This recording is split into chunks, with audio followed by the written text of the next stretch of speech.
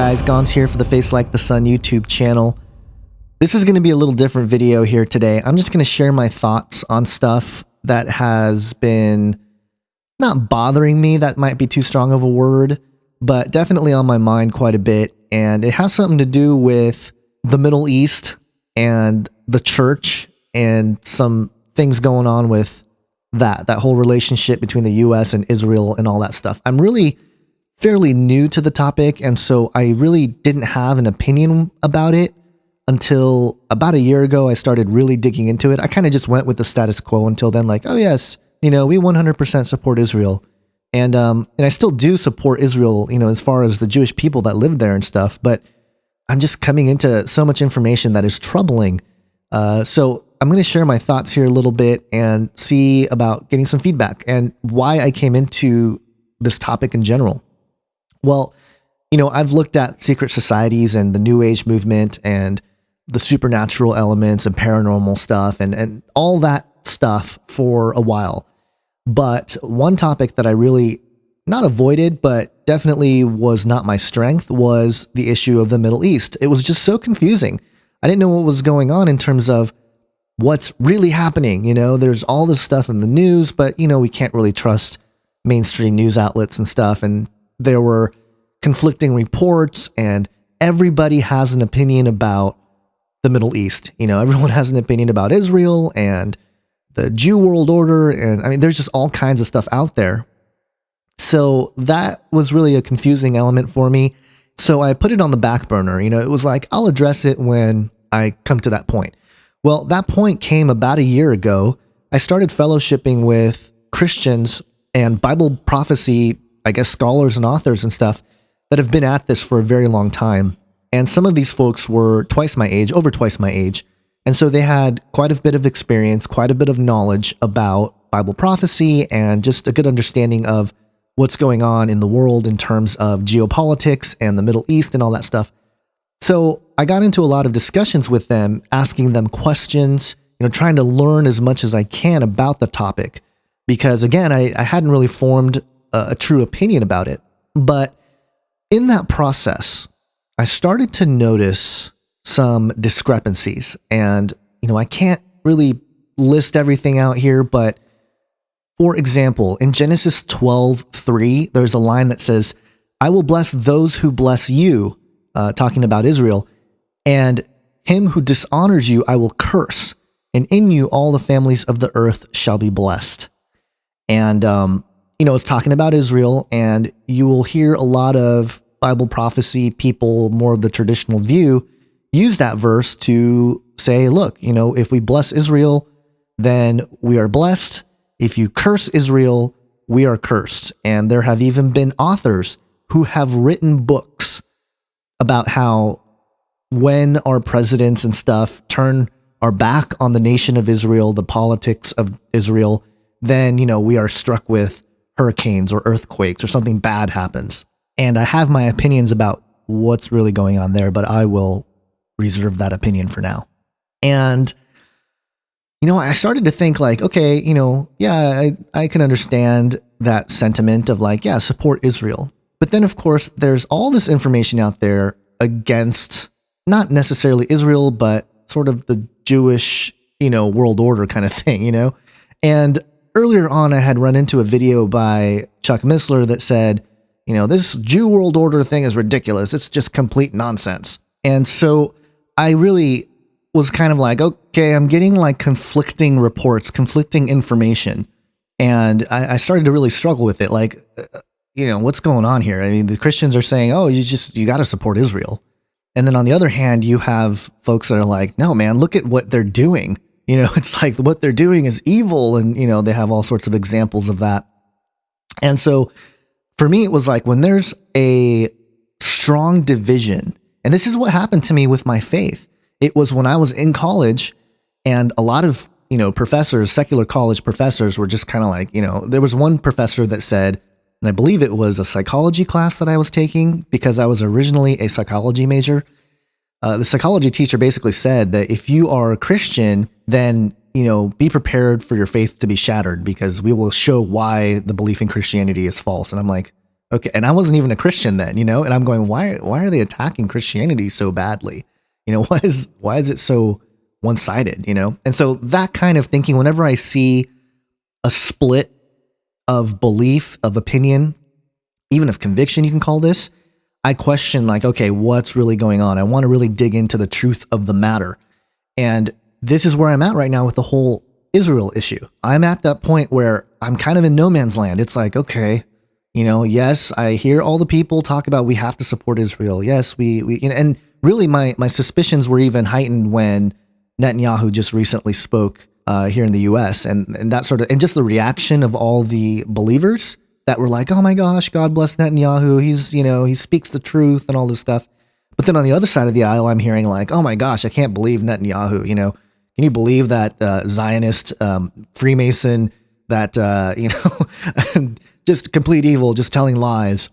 This sort of division gives me pause and it makes me wonder what's really going on.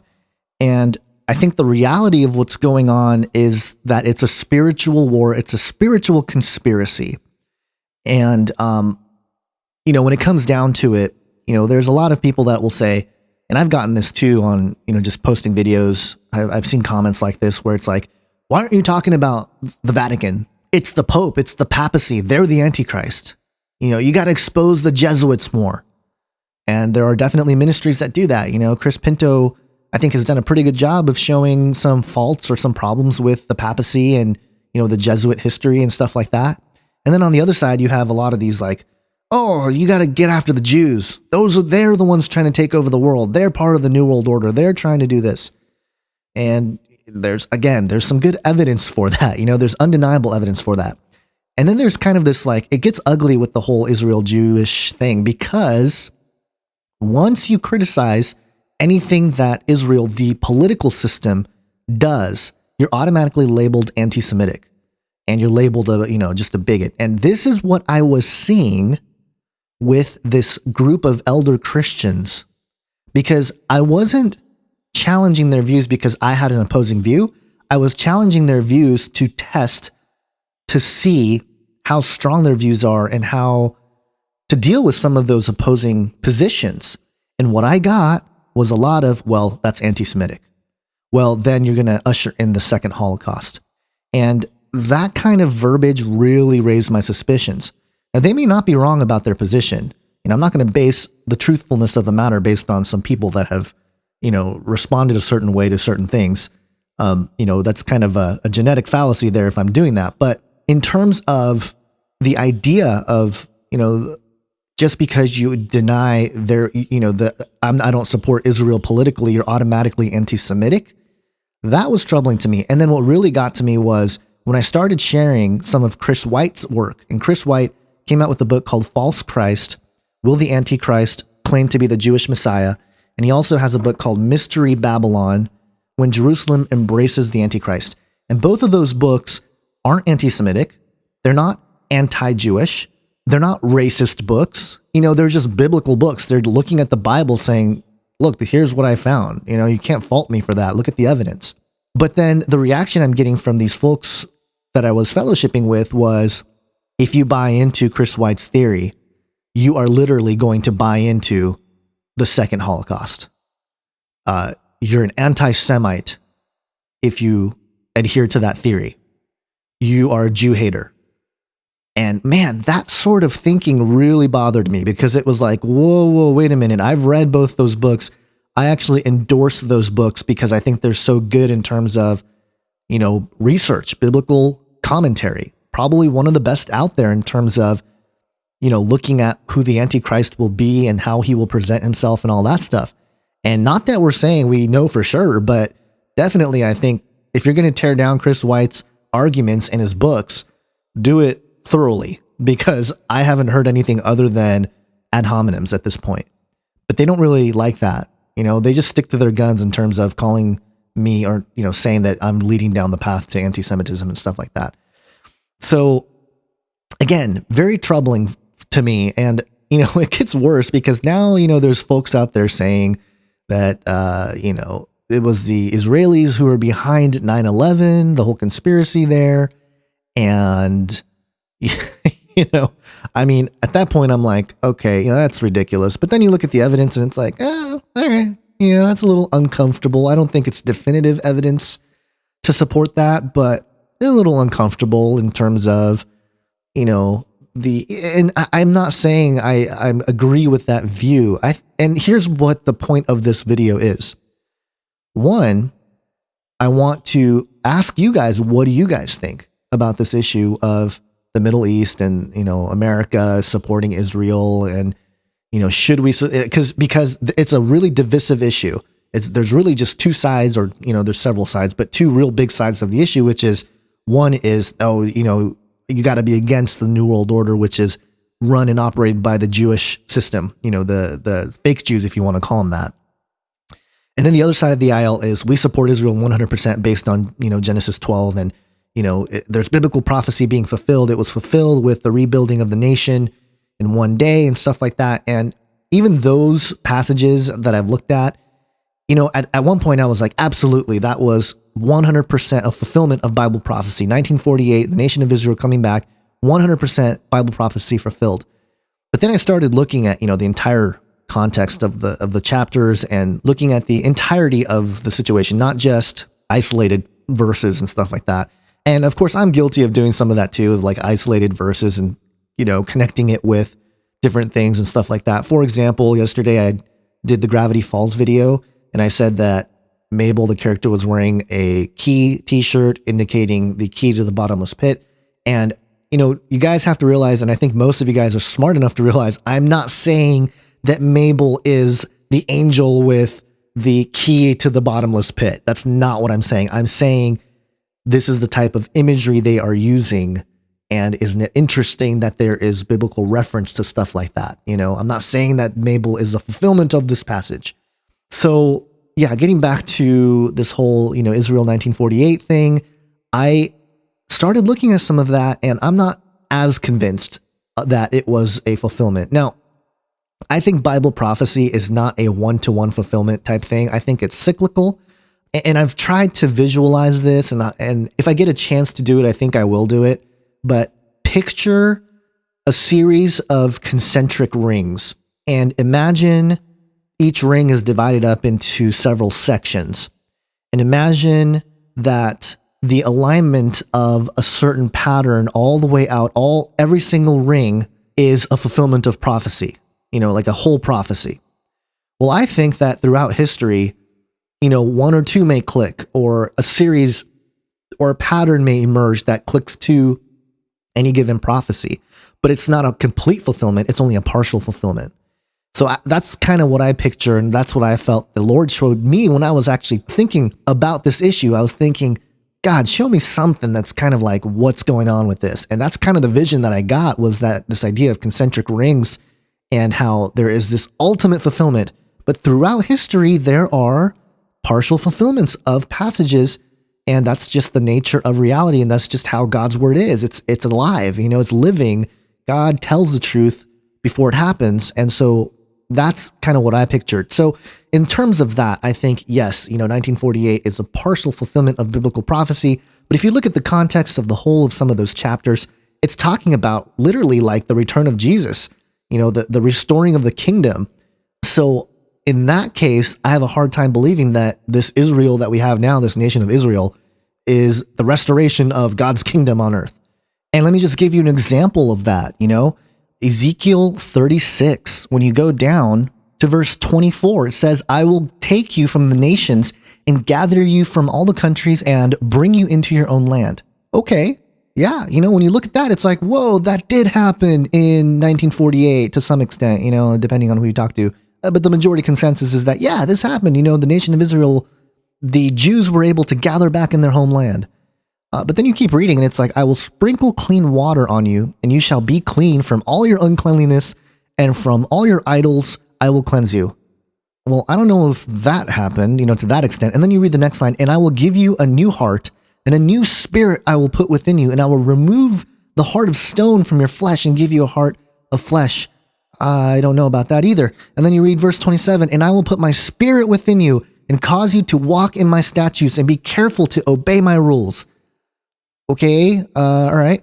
Not really seeing that either. You shall dwell in the land that I gave to your fathers, and you shall be my people, and I will be your God. Definitely not happening there. The nation of Israel as a whole. And then verse 29, and I will deliver you from all your uncleanliness, and I will summon the grain and make it abundant and lay no famine upon you. Okay, and some people have argued, yeah, look, they cultivated the land again. There's abundance of, farming and all this stuff booming in Israel. So, okay, so there's a partial fulfillment there. All right, that's like 2 out of, 4 or 5 verses. And then verse 30, I will make the fruit of the tree and the increase of the field abundant, that you may never again suffer the disgrace of famine among the nations. Okay, that might be possible. Then you will remember your evil ways and your deeds that were not good, and you will loathe yourselves for your iniquities and your abominations. And everyone will say, oh, see, it says Israel will regather in unbelief. But wait a minute, that's not what it says. It says that God's going to restore everybody from the nations into the land of Israel, and then he's going to clean them, and then there will be a time when iniquity will be found in them again. So, again, it's like, all right, sort of. I mean, it says you will remember your evil ways. So was there a period of time after 1948 when the Jews came back into Israel and they were like purified and cleansed and all this stuff without Christ? They're not being saved. They're just being cleaned. And then they just remember their evil ways like right away or something. Like, I don't know. It just doesn't make sense to me. And then verse 32, it is not for your sake that I will act, declares the Lord God. Let that be known to you. Be ashamed and confounded for your ways, O house of Israel. So again, this whole idea of regathered in unbelief. And that will be thrown around. Oh, they're regathered in unbelief. And there's a few other places. And I know you guys are probably going to be, well, what about, that passage in Zechariah and all this stuff? I get it. There's other passages that have that. But it's the same thing. It's like 1 or 2 verses that kind of provide a quote or a statement like Israel will be gathered in unbelief. That prophecy is fulfilled. And I think it's a little more complex than that. I think you're partially right if you say that. But anyway, again, I'm still trying to figure all this out. This is a very challenging topic for me, and I know it's a really touchy subject. And the reason why I wanted to bring this out and just kind of ramble about this is because it's shaping my perspective of how to go about my book, which is The Cosmic Endgame, which I'm really talking about a secret space program and all this like other stuff. But I think this topic really has something to do with it, especially if Chris White and his theories that he's presented is correct. And I think biblically speaking, it's a really, really good study. And if you haven't studied those things, I might actually go through some of the stuff he went through and make videos out of it, because I think it deserves more, widespread knowledge about, that stuff. And again, I think that, yeah, of course, people are going to say, oh, you're anti-Semitic. And again, it falls into that same sort of thing.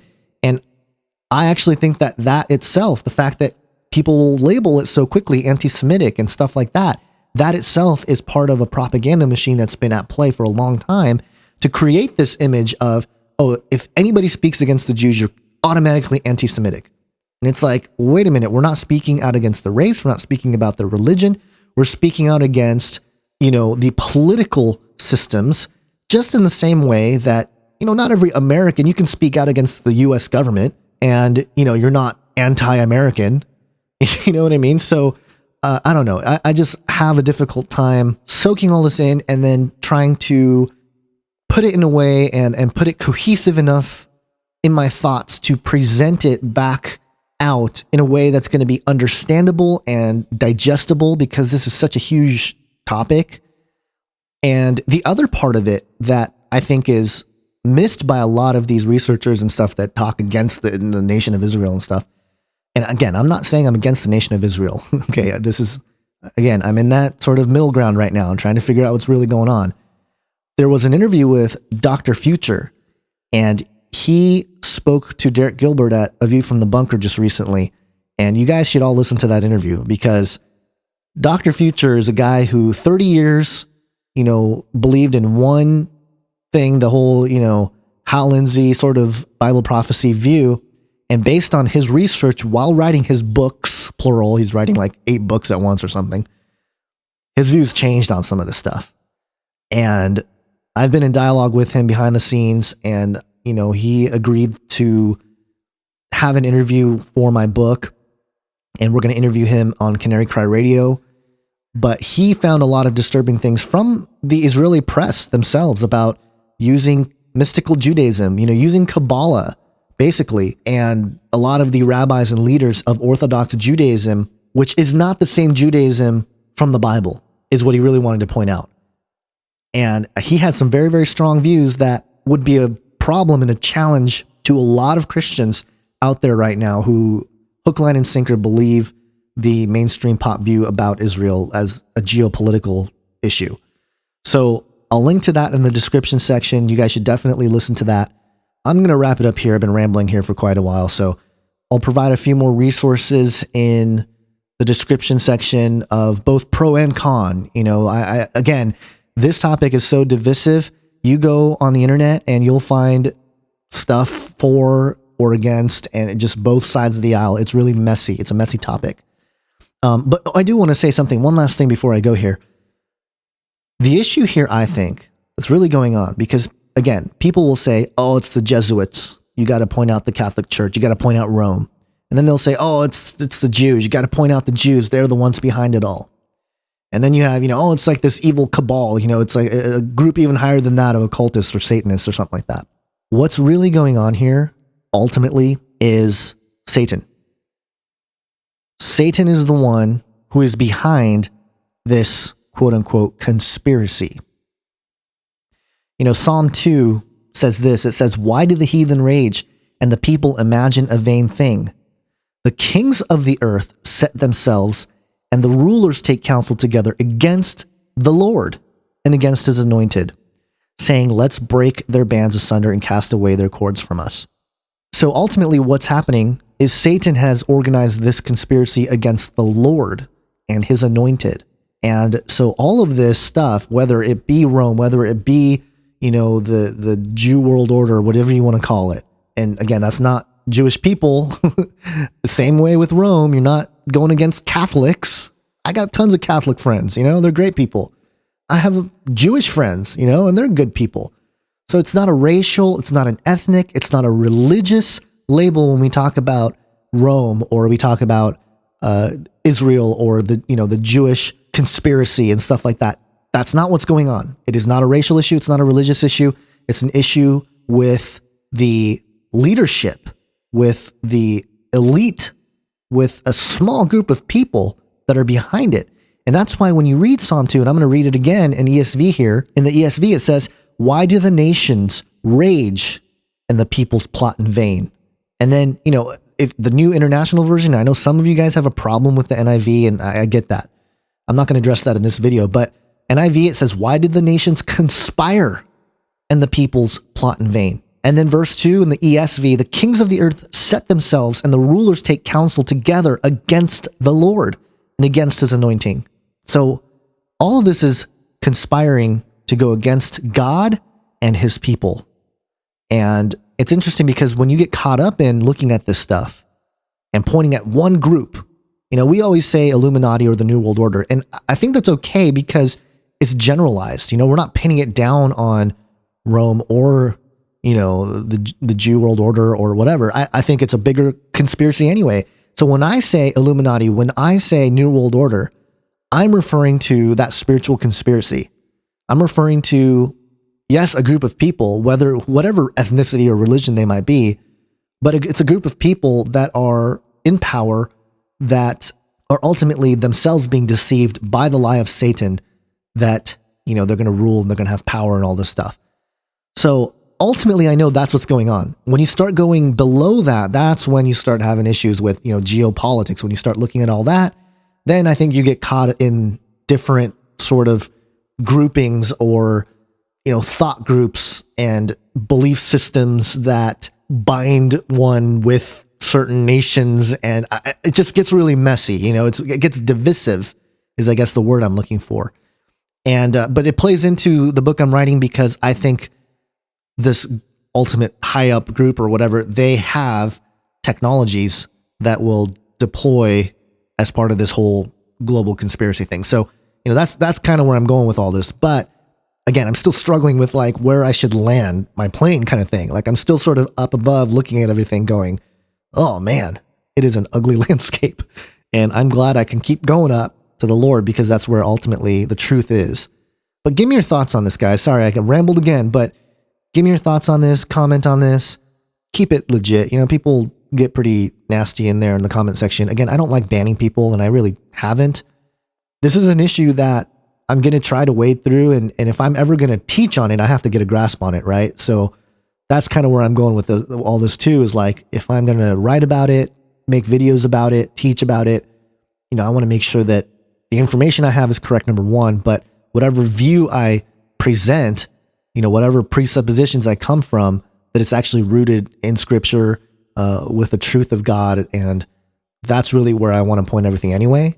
So anyway, all right, I got that off my chest. That's the video for today. I'm sorry it was not as exciting as CERN, or, you know, I know the Kent Hovind thing's going on right now and stuff, but I had to get this off my chest. And so looking forward to hearing some feedback. God bless, guys.